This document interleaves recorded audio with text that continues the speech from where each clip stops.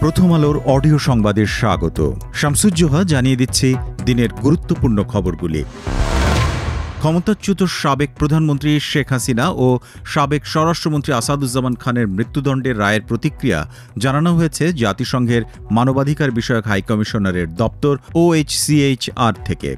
সব পরিস্থিতিতেই মৃত্যুদণ্ডের বিরুদ্ধে সংস্থার অবস্থান পুনর্ব্যক্ত করেছেন তারা। জাতিসংঘের মানবাধিকার বিষয়ক হাইকমিশনারের দপ্তর শেখ হাসিনা ও আসাদুজ্জামান খান কামালের বিরুদ্ধে রায়কে গত বছর বিক্ষোভ দমনের সময় সংঘটিত গুরুতর মানবাধিকার লঙ্ঘনের ভুক্তভোগী ব্যক্তিদের জন্য একটি গুরুত্বপূর্ণ মুহূর্ত হিসেবে বর্ণনা করেছে। জাতিসংঘের মানবাধিকার বিষয়ক হাইকমিশনার ফলকার টুর্ক গত ফেব্রুয়ারিতে বলেছিলেন, আমরা যে সাক্ষ্য প্রমাণ সংগ্রহ করেছি সেগুলো ব্যাপক রাষ্ট্রীয় সহিংসতা এবং পরিকল্পিত হত্যাকাণ্ডের উদ্বেগজনক চিত্র তুলে ধরে। এগুলো মানবাধিকারের সবচেয়ে গুরুতর লঙ্ঘনের মধ্যে পড়ে এবং তা আন্তর্জাতিক অপরাধের পর্যায়েও পড়তে পারে। তবে এই রায়ের প্রতিক্রিয়ায় জাতিসংঘের মানবাধিকার বিষয়ক হাইকমিশনারের দপ্তর বলেছে, তারা ধারাবাহিকভাবে এমন বিচার প্রক্রিয়ার আহ্বান জানিয়ে আসছে যেটা প্রশ্নাতীতভাবে যথাযথ প্রক্রিয়া ও ন্যায় বিচারের আন্তর্জাতিক মানদণ্ড পূরণ করে। OHCHR বলেছে, শেখ হাসিনা ও আসাদুজ্জামান খানের বিচার তাদের অনুপস্থিতিতে হয়েছে এবং তাদের মৃত্যুদণ্ড দেওয়া হয়েছে।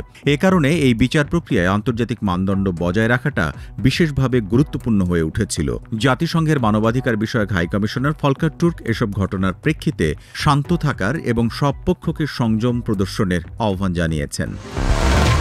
এক বিজ্ঞপ্তিতে হিউম্যান রাইটস ওয়াচ HRW বলেছে, শেখ হাসিনা ও আসাদুজ্জামান খানের অনুপস্থিতিতে এই বিচার করা হয়েছে। তারা নিজেদের পছন্দের আইনজীবীর মাধ্যমে প্রতিনিধিত্ব পাননি। আদালত তাঁদের মৃত্যুদণ্ড দিয়েছেন, যা গুরুতর মানবাধিকার উদ্বেগের জন্ম দিয়েছে। নিউ ইয়র্ক ভিত্তিক আন্তর্জাতিক মানবাধিকার সংগঠনটির ওয়েবসাইটে প্রকাশিত সংবাদ বিজ্ঞপ্তিতে বলা হয়, এ মামলার তৃতীয় আসামি সাবেক পুলিশ প্রধান চৌধুরী আবদুল্লাহ আল মামুন। তিনি বর্তমানে কারাগারে আছেন। তিনি প্রসিকিউশনের রাজসাক্ষী হিসেবে জবানবন্দি দিয়েছেন। তাকে সাজা কমিয়ে 5 বছরের কারাদণ্ড দেওয়া হয়েছে। হিউম্যান রাইটস ওয়াচের এশিয়া বিভাগের উপপরিচালক মীনাক্ষী গাঙ্গুলি বলেন, হাসিনার দমনমূলক শাসন নিয়ে বাংলাদেশে এখনও ক্ষোভ ও বেদনা বিদ্যমান। তবে সব ফৌজদারি বিচার প্রক্রিয়ায় আন্তর্জাতিক মানের ন্যায় বিচারের মানদণ্ড মেনে চলা আবশ্যক। তিনি বলেন, বিচার হতে হবে নিরপেক্ষ তদন্ত ও গ্রহণযোগ্য পন্থায়।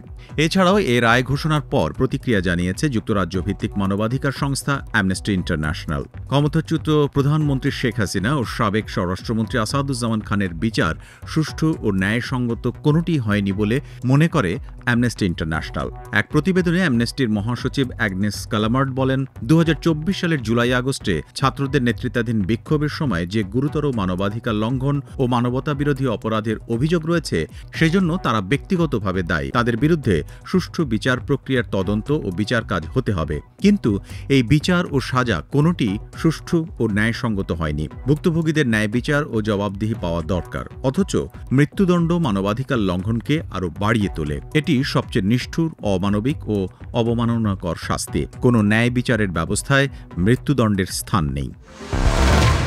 শেখ হাসিনার মামলার রায় ঘোষণার একদিন পর দেখা যায় ধানমন্ডি 32 নম্বর সড়কের মুখে ব্যারিকেড বসিয়ে পাহারা দিচ্ছেন পুলিশ ও বিজিবি সদস্যরা। বাড়ির সামনে সেনাবাহিনীর একাধিক গাড়ি ছিল। ধানমন্ডি থানার ভারপ্রাপ্ত কর্মকর্তা জানান, খননযন্ত্র দুটি গত রাতে সরিয়ে নেওয়া হয়। বাড়ির নিরাপত্তায় পুলিশ সহ অন্যান্য বাহিনীর সদস্যরা রয়েছেন। মানবতাবিরোধী অপরাধের মামলার রায়ের দিন সোমবার ধানমন্ডি 32 নম্বরের বাড়ি ভাঙতে দুটি এসকেভেটর নিয়ে গিয়েছিল একদল বিক্ষোভকারী। তবে সেনাবাহিনী ও পুলিশ বিক্ষোভকারীদের বাধা দেয়।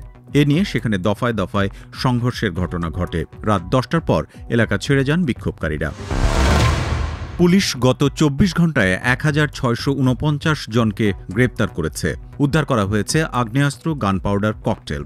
মঙ্গলবার পুলিশ সদর দপ্তরের গণমাধ্যম শাখা থেকে পাঠানো হোয়াটসঅ্যাপ বার্তায় এসব তথ্য জানানো হয়। হোয়াটসঅ্যাপ বার্তায় বলা হয়, এ সময় 10টি আগ্নেয়াস্ত্র, 30.5 কেজি গান পাউডার, গোলাবারুদ ও ককটেল বোমা উদ্ধার করা হয়েছে। হোয়াটসঅ্যাপ বার্তায় বলা হয়, এ সময় 10টি আগ্নেয়াস্ত্র, 30.5 কেজি গান পাউডার, গোলাবারুদ এবং ককটেল বোমা উদ্ধার করা হয়েছে। সোমবার শেখ হাসিনা সহ 3 আসামির বিরুদ্ধে মামলার রায় ঘোষণাকে কেন্দ্র করে রাজধানী ঢাকা সহ দেশের বিভিন্ন এলাকায় নাশকতার ঘটনা ঘটে। প্রায় এক সপ্তাহে সারা দেশে 40টির বেশি যানবাহনে আগুন দেওয়া হয়। বিভিন্ন স্থানে ককটেলের বিস্ফোরণ ঘটে।